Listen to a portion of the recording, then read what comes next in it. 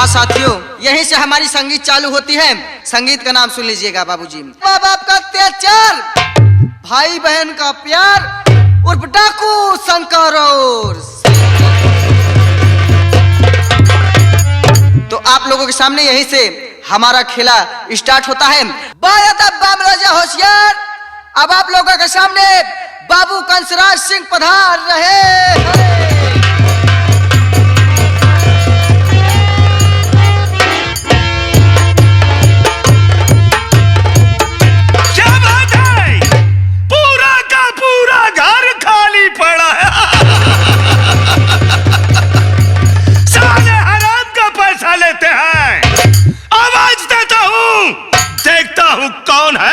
और इस वक्त अब हमने कहा घर के अंदर में कौन सा नौकर है बे?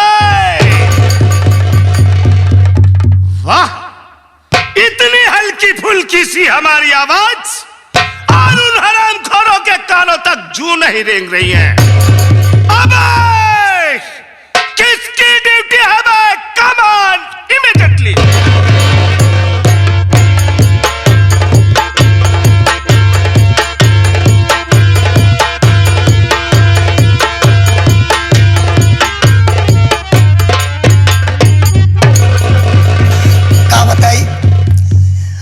आज हम आवे में लेट हुए के बाबू साहब का हवेली में। अब आई जाब तो बाबू साहब बल भाई पेली चलता ही कौनो बहाना लगाओ बनाए तो आ नीरज बेटवा तू पेला आई जा।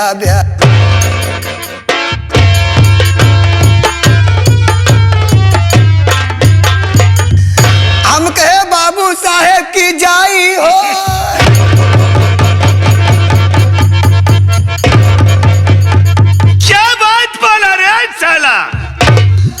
बाबू साहेब की जाई हो, बहुत नेक बात बोला रे।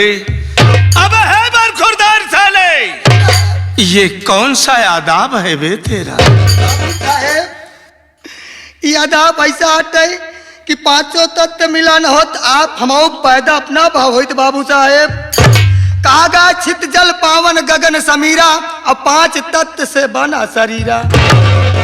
बाबू साहब इसीलिए मैं पांचों तत्व को मिलाकर आपसे आदाब बजाया। बाबू साहब बस ये आदाब बजाने का तेरा तजुर्बा है। बाबू साहब तो एक बात बता रहे बरखुरदार। बाबू साहब हम ये जानना चाहते हैं कि घर के अंदर में जब मैं पहुंचा बाबू साहब तो तू था कहां पे बे? बाबू साहेब हम कहा रहे, हम जानती आवे में लेट हो गए, लेकिन बाबू साहब हम तो से पूछे चाहते हैं कि तू आगे की आया कि पाछे की? क्या बात बोला रे साला? मतलब आगे से आया कि पाछे से? अरे रहे बरखुरदार, अपने घर के अंदर में कितने दरवाजे हैं रे? दो गेट है। हम तो मेन गेट से आ रहे हैं बे, लेकिन तू था कहां पे?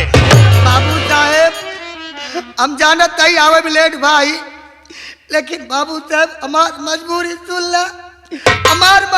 सुन लो करे बात चाहे हमका खाचिप चढ़ाई दे, हमका कौन होगा।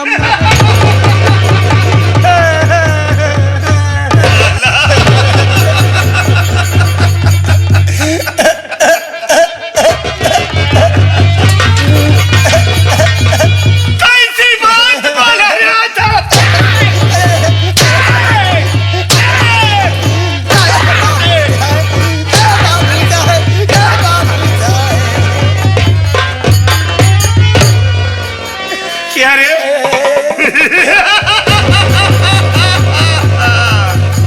कैसा फड़फड़ा रहा है साला? साला किया भात किया साला। बाबू साहब हमार मजबूरी सुन ले। बताए साले बिलम में क्यों हुआ? बाबू साहब हम बिलिम का है भाई। बिलम में है साला।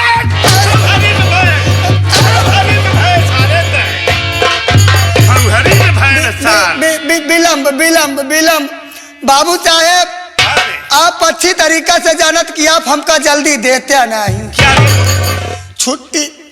नहीं बतावा तू हमका जल्दी दे थोड़ा बतावा। वाह। जब बड़ा मुश्किल से हमका देबो भया ना हाँ? खिसियाए के अच्छा दांत बैठाए के अच्छा। जब हमका ध्यान बाबू साहब हाँ।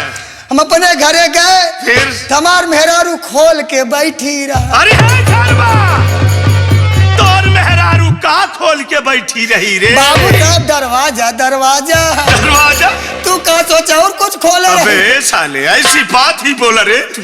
बाबू साहब हाँ बे। हमार मेहरारू जब खोल के बैठी रही ना फिर? तो बाबू साहब ऐसे हम पहुंचते ही ऐसे ओलिया हे शर्मा, हे!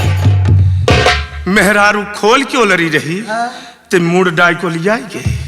दरवाजा खोल के ओलरी रही हम पहुंचते ओलिया गए। फिर ओकरे बाद हमार मेहरारू देखे का कसो करैला के पापा आई गया का। वाह। जब गए पहुंचे ना फिर? तो देखा था बाबू साहब एक बात मेहरारू पूछा कसो करैला के पापा आई गया का हमके हाँ। हैं? बाबू साहब बैठा बाबू साहब हाँ बे। जब हमारा मेहरारू कहा करैला के पापा आ गया का तो हम देखत का ही कि हमारे पास दो लड़कियां हैं बाबू साहब। अच्छा। दो लड़कियां हैं दो बेटवा। हैं? बड़का बेटवा रहीस बाटे अच्छा। वो गांव गरा खेलाई अच्छा। और छोटका बेटवा साला हमार कुर्सी बैठा रहा। अच्छा। छोटका बेटवा हमार कुर्सी बैठा रहा हैं? हमारा लगी गुस्सा हमके 6 महीना बाद हम घरे आवत हमार लौडा साला हमसे उठ के नहीं पूछ पाछ कि पापा का हाल बा। हमारा लगी गुस्सा फिर बे? हमके बेटा इधर आवे हमके बेटा इधर आवे नहीं सुनेस फिर? दो दाई बोला नहीं सुनेस लगी गुस्सा फिर? हमार माथा खराब हो गया माथा खराब हो गया हमके बेटा इधर आवे अबे बेटा इधर आवे हमने कहा भोसड़ी किधर आवे।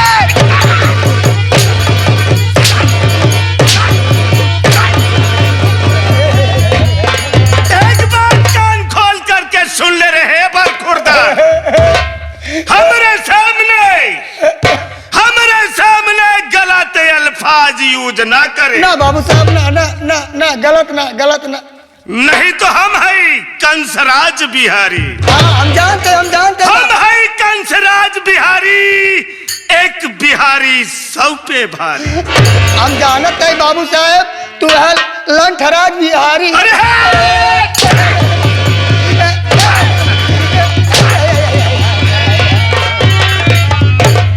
लंठराज नहीं साले, मैं कंसराज।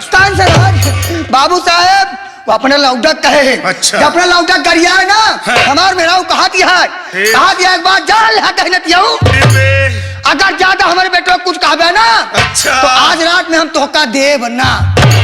क्या बे है साले, क्या नहीं देगी रे? खाना और का तो बाबू साहब अपने आत्मा में सोचे कि भाई ज्यादा बोलब 6 महीना बाद आई है कहो मेरा ना दे तो इसे पुआ सही लौट जा। बात तो सही बोला बे, फिर क्या हुआ? ओकरे बाद बाबू साहब हाँ। एक बात यही खत्म हो गई की बात यही खत्म हो गई। बाबू साहब इतना हमार मेहरारू तोहरे बारे में पूछैला हमारे विषय में तेरी घरवाली? हाँ फिर हमार क्या बात घरवाली है बे? पूछे कहा एक बात ही बतावा तोहरे बाबू साहब आवे कह रहे ने हैं? कहे आए नहीं। फिर बे? हम अपने आत्मा में सोचे कि बाबू साहब हमारे पक्का छिन रहा है हमार मेहरारू बाबू साहब का काहे पूछा दिया है हम क्या कह रहे एक बात ही बताओ तो बाबू साहब काहे पूछा दिया कहे गरमा जी ज्यादा मेहरारू कहा गरमा जी तो का मालूम हो जाए कि हम अपन खेत बनवाई लेगी। अच्छा। हाँ कुछ बोवे रहा ना कुछ बोवे रहा मेरा कहा खेत बनवाई ले हम क्या करे एक बात ही बताओ जोन बड़का मुथवा रहा है। अबे सारे कजन मीरे 71 दवाई दिए हो सूख गई हो। नहीं फिर हम के बड़का मुथवा जोन रहा है कहा ओका तू टेंशन लेबा जी करा ओका टेंशन लेबा जी करा गई रे जनरल स्टोर पे वही से दवाई लिया है। अच्छा। वही दवाइया वही लगाए दे पूरा मुथवा जर के राख हो गया। जाना बाबू साहब ओकर बाद हम पूछे तो बाबू साहब वो कैसे तो का मतलब तोका का माँ कहे है आवे के हमार मेरा कहती है खेत बनवाए ले मोथा उचरवाए ले और सब कुछ हो गया है, तोरे बाबू साहब आए नहीं, हमके बाबू साहब आए के कर ही का हमार मेरा कहा दिया, तोरे बाबू साहब आए कि कुछ कर ही ना, ज्यादा कुछ न करी, ज्यादा तोरे बाबू साहब कुछ न करी, बस निहुरे निहुरे गाना ही देगी। साला बोलता है।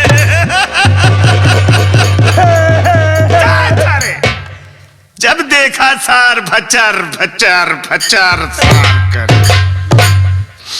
हराम। बाबू साहब गाने का मतलब जानता है, कहा कि मतलब हमारे मेरा ऊख वो वासी रही, कहा तोरे गाना तो इतना बड़ा लगभग कर काट के, कहा तोरे बाबू साहब अही कुछ न करी, वही खेते में से नहीं हुए गाने देंगे। गाड़ा हाँ गाड़ा गाड़ा अच्छा। गाड़ा मतलब गढ़ी। बाबू साहब हम देखा हमसे घंटी हो गई, हमसे घंटी हो गई एक डाई हमारे गलती नहीं सारा गलती है।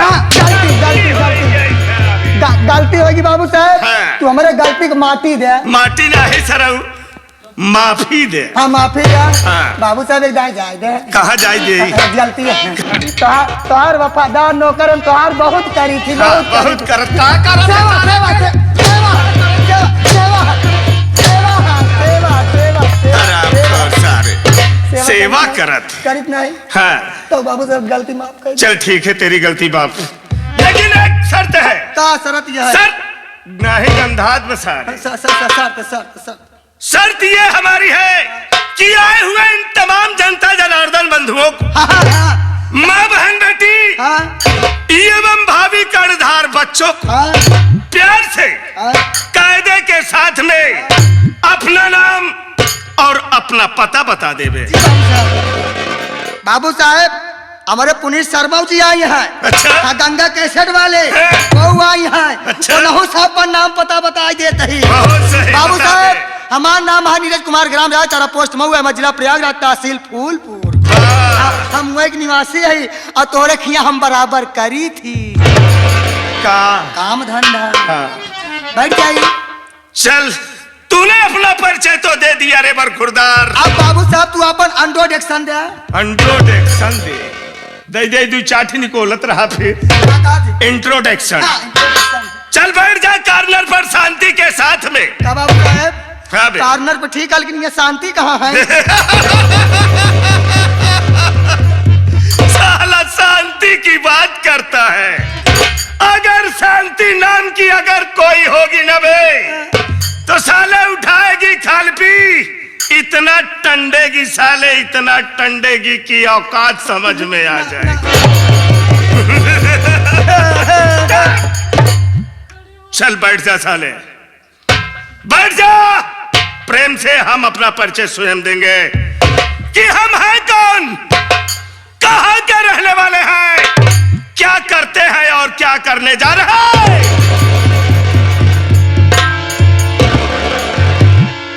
बाबू साहब हो हाँ बे। क्या शांति से बैठ जाइए, बतावा हाँ बे। लेत रहा की नहीं कहा बे? ससिया। हाँ। सांस लेते रहना साले, नहीं तो आत्मा परमात्मा में विलीन हो जाएगी। बाबू साहब मान लो हम कम मुँह से बोले के रोके हैं, हाँ।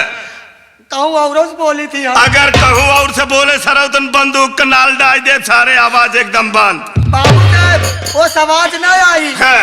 ऐसा आवाज आई, आवाजिया हल्का हल्का घर घर। अच्छा चल ठीक है बरखुरदार, शांति बना के बैठ। तो हाँ साथियों, बिहार प्रांत का रहने वाला हूँ, बिहार प्रांत का रहने वाला हूँ, कंसराज हमारा नाम है, और इस महफिल में आग लगा दूं यही हमारा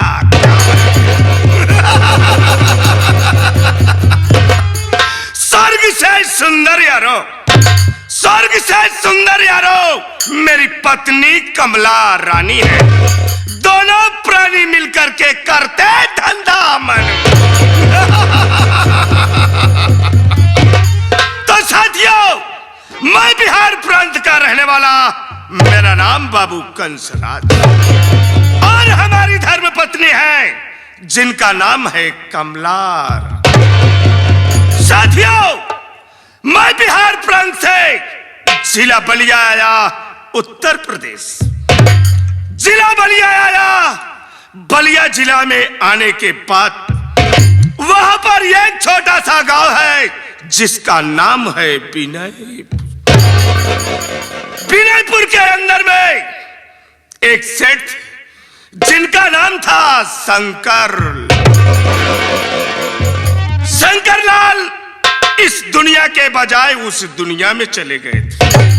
शंकरलाल के पास शंकरलाल की धर्मपत्नी जिसका नाम था सुषमा देवी। सुषमा देवी की कोख से 3 संतान पैदा हुए। 2 लड़का 1 लड़की। बच्चे छोटे छोटे थे। मैं घूमते घूमते पहुंच गया सुषमा के घर के पास। हमने देखा, हमने बोला सुषमा देवी हमें कुछ काम धंधे मिल जाएंगे। सुषमावती हमारे तरफ देखती रह गई। हमारी नजर और सुषमावती की नजर, दोनों की नजर एक हो गई। नजरों ही नजरों में हमसे और सुषमा से प्यार सुषमा से प्यार हो गया। सुषमावती ये सोचने लगी कि बच्चे छोटे छोटे हैं, बच्चों के सर के ऊपर से पिता का साया उठ गया है। अगर मैं इस कंसराज से प्यार कर ली हूं तो कम से कम हमारे बच्चों का जीने का एक सहारा मिले। सुषमा हमें अपना पति मानने लगी। एक दिन का वाकया था दोस्तों। हमने सुषमा से बोला, ये सुषमावती तेरा पति शंकरलाल तो इस दुनिया को छोड़कर भगवान को प्यारा हो गया, लेकिन उसकी दी हुई रियासत तेरे नाम पर है। जमीन जायदाद है, पैसे हैं, इसलिए ये सारी रकम जितनी तेरे पास है, रियासत की जो जमीन है वो सब हमारे नाम कर दे। सुषमावती इतनी बात हमारी सुनी, साली आग बबूला हो गई हमारी। बोली है कंसराज ऐसा हरगिज नहीं हो सकता। हमने बोला देख सुषमा, अगर ऐसा नहीं हो सकता ना तो जहां पर तेरा पति गया है वहीं पर तुझे भी जाना पड़ेगा। हमने उठाया गड़ा सा और सुषमावती साली को 3 भागों में विभाजित करा। सुषमावती को काटने के बाद सुषमावती की लाश एक बोरे में भरा। बोरे में भरने के बाद गांव के बाहर एक छोटा सा तालाब था। उसी तालाब के अंदर में सुषमावती की लाश को दफन करा। उसके बाद इस राज को कोई नहीं जानता था कि सुषमावती का मैंने कत्ल कर डाला। सिर्फ जानता था तो ये हरामखोर हमारा नौकर जा। हमने इसको पैसे दे करके इसका भी मुंह बंद कर दिया। छोटे छोटे बच्चे हमसे पूछने लगे कि पिताजी हमारी मां कहां गई। तो हमने बोला बच्चों, तुम्हारी मां सुषमावती ने आत्महत्या कर। हमने बच्चों को पढ़ाना शुरू कर दिया। पढ़ाई करने लगा सबसे बड़ा बेटा विनय कुमार। पढ़ाई करते करते उसकी नौकरी लग गई।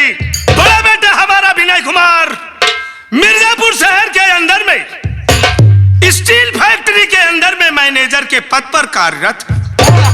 लेकिन वह भी वहीं पर रहते हुए एक अनाथ लड़की से शादी कर ली। जो बहू हमारे घर में लाया है वो जिसका नाम है बिजली, और छोटा बेटा जिसका नाम है विनोद कुमार, वो स्कूल में पढ़ाई कर रहा। और उससे छोटी एक उसकी बहन है जो कि अपने भाभी बिजली रानी के साथ में घर का काम। तो साथियों, ये रहा हमारे घर का परिचय, लेकिन मैं ये दिन रात सोचता रहता हूं कि मैं कौन सी ऐसी चाल चलूं कि शंकर लाल के जो ये औलाद है इधर से उधर हो जाए और इस रियासत को बेचकर हम बिहार प्रांत चले।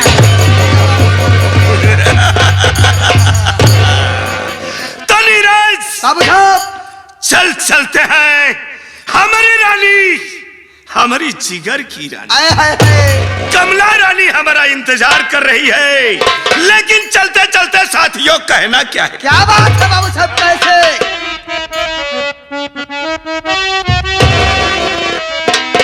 अरे लुटा दो बाप की दौलत, लुटा दो बाप की दौलत, रवानी उसको कहते हैं।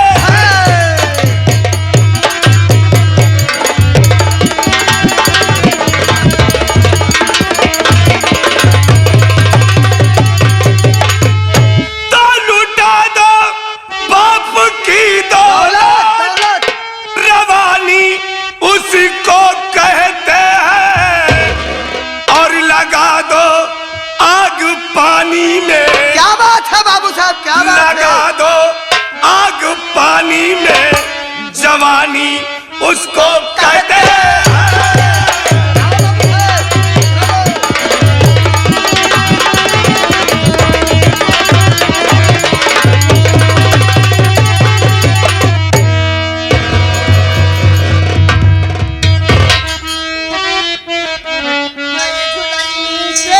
छैया बाला में दोपहरिया बिताइला,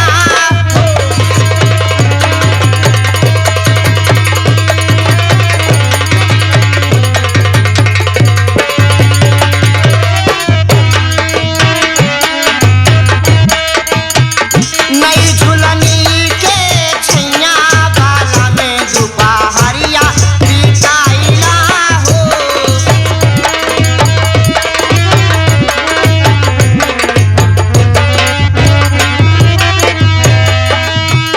चार महीना सैया गर्मी के दिनावा,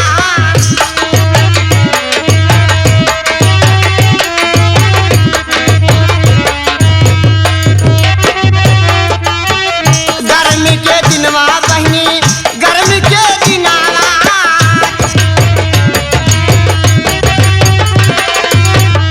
हे चुवैना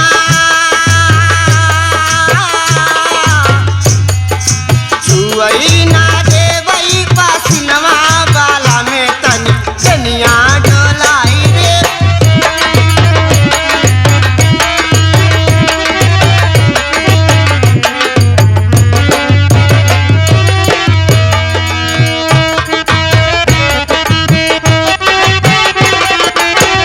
चार महीना सैया जाड़ा के दिनावा,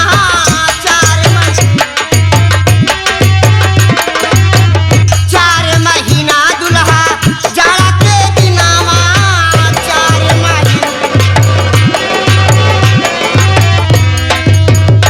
हे कापैना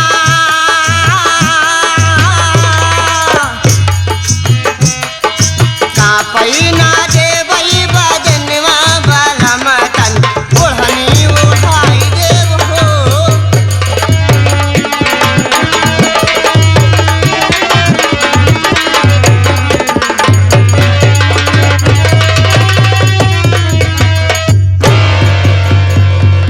का बताए भैया बाबू, हरा मायू बहने रखा कहरा दादा हरा चाचा हरा हमारे घरे में दूध नौकर है जागाड़े, न जाने कहाँ मर गए। आवत मैं खबर लेती हूँ, करे निर्जा करे छोटका कहाँ मर गए रे, चलाओ जल्दी से।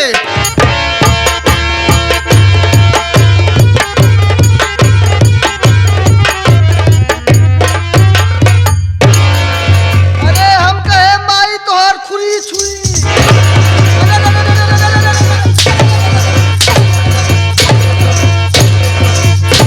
का रहा जगाड़े, तोर महतारी इतनी देर फड़फड़ा दिया है, तो कहाँ मरद रहे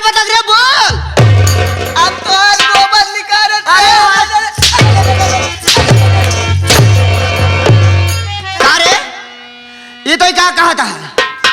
हाँ? अरे हाँ जा गाड़ू गोरू गोरुआरी करते रहा। ये बतावा जवन गोरू बर्दाश्त जब के करे हमारे हंडे गोबर के करोई हम तो गोरू गोरू भाई नहीं रे। हाँ? गोरू गोरुआरी के गोरू तोहार है हाँ। गोबर तोहार ना होई। अरे आजा गाड़ू वही अब गोबर पीछे झटकत रहे दलाली में। अरे कहा रोवत हरे तू हमका मारू ना वही पिरात आई। पिरात है तो गलती कर मार खावे कर दे। ये बताओ अब हम न करबई का ना करबे रे? गलती गलती के नाम पहले तोड़ दो तो कहूं अब ले लेबे पहले का ले लेबे रे? नाम नाम का नाम पहले। ले लेबे। ये बताओ हाँ तोर अम्मा तनी देर से आई है। हाँ तोर अम्मा इतनी देर से आई है हाँ। फटफटा दिया है फटफटा दिया कि कहाँ रहे बतक रे? बाबा हाँ। हम घरे काम में बिजी रहे बताए तब तो उसे ना। चल ठीक है ये बताओ हाँ सबसे पहले हाँ। भैया बाबू हरन का हाँ मायू बहनी हरन का हाँ अब भगवान दहनाती का हाँ ये जसंतवा दहनाती का हाँ ये सब का हमार नाम हाँ। हमार काम हाँ। हमरा बारे में हाँ। हमरा विषम रे हाँ। तो बता दे हाँ। मैं बैठती हूँ बारे आराम में? करती हूँ रे। बारे में बताई माँ। हाँ बोल भाई